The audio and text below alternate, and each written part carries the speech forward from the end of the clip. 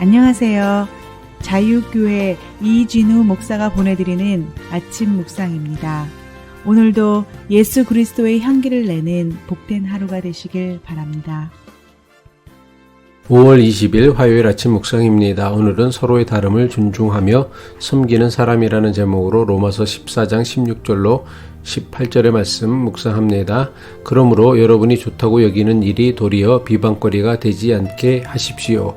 하나님의 나라는 먹는 일과 마시는 일이 아니라 성령 안에서 누리는 의와 평화와 기쁨입니다.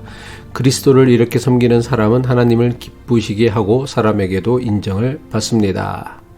로마 교회에는 율법의 규정에 따라 특정 음식을 먹으면 안 된다는 교인들과 어떤 음식이든지 먹어도 된다고 여기는 교인들 사이에 심각한 갈등과 다툼이 있었습니다. 음식에 대해 서로 다른 주장을 하는 교인들은 서로에 대한 비판을 하나님을 위해서 하는 것이라고 믿었습니다.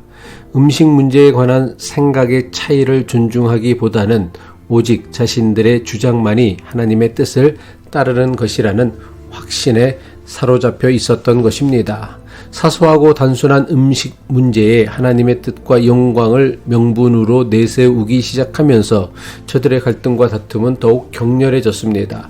서로의 다름과 차이로 인한 갈등에 하나님의 이름을 앞세워 자신들이 내세우는 주장의 명분으로 삼게 되면 그 싸움은 공동체를 무너뜨리는 싸움으로 자라가게 됩니다.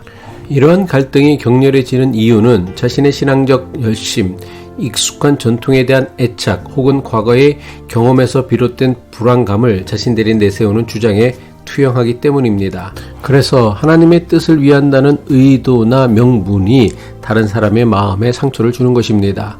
서로의 다름을 존중하지 않으므로 로마 교회에서 일어났던 갈등과 분열이 수천 년이 지난 지금의 교회에서도 여전히 반복하여 일어나고 있음을 알아야 합니다. 오늘날 교회는 더 이상 우상에게 바친 고기나 유대인의 절기 문제로 논쟁하지는 않습니다.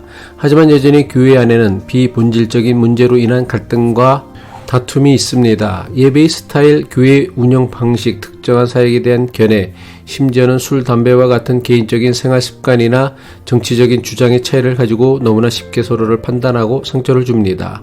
바울은 로마 교회 성도들에게 그리고 오늘 우리에게 어떻게 하면 서로의 다름을 함부로 정죄하고 판단하기보다 사랑으로 섬기며 살아갈 수 있는지를 가르쳐 줍니다. 로마서 14장 16절이죠. 그러므로 여러분이 좋다고 여기는 일이 도리어 비방거리가 되지 않게 하십시오. 바울이 말씀하고 있는 여러분이 좋다고 여기는 일이 무엇입니까? 이것은 음식이나 특정한 절기와 같은 율법의 규례로부터 자유롭게 되었다는 깨달음, 즉 그리스도 안에서 누리는 자유를 의미합니다.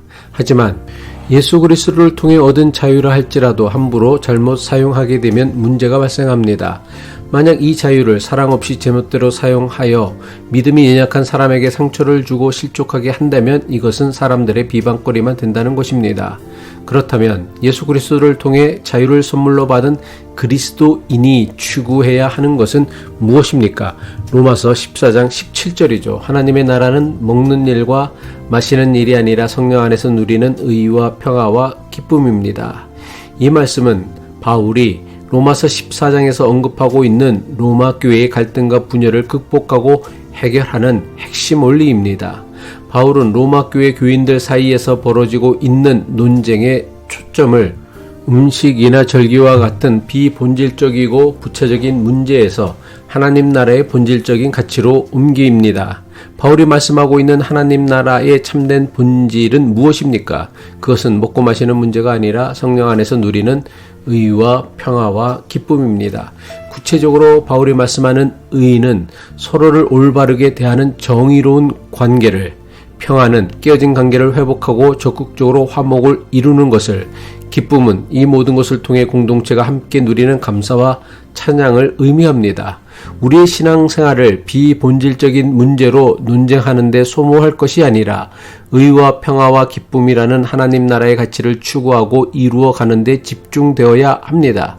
바울은 서로의 다름을 정죄하지 않고 성령 안에서 의와 평화와 기쁨을 추구하며 그리스도를 섬기는 삶은 하나님을 기쁘시게 하며 사람에게도 인정받는다고 말씀합니다. 로마서 14장 18절이죠.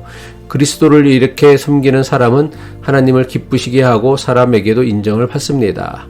교회가 비본질적인 문제로 다투는 모습이 아니라 서로 사랑하고 화목하며 기쁨으로 살아가는 모습을 보일 때 그것이 바로 세상에 하나님 나라를 증언하는 강력한 메시지가 되는 것입니다.